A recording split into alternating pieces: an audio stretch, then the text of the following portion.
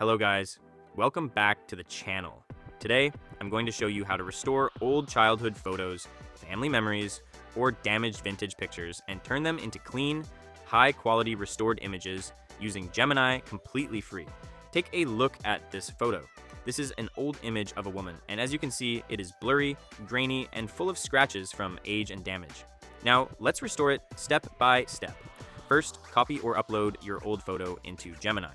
Next, paste in the magic restoration prompt that I've provided in the description. After that, make sure to select Create Images, then switch the mode from Pro to Fast. Now hit send and let Gemini process the image. Give it a few seconds and here is the result. You can immediately see the difference. The image is now upscaled to a higher resolution. The scratches and grain are greatly reduced, and the overall photo looks much sharper, cleaner, and more detailed than before. This works amazingly well for restoring childhood memories, old family albums, vintage portraits, and damaged historical photos.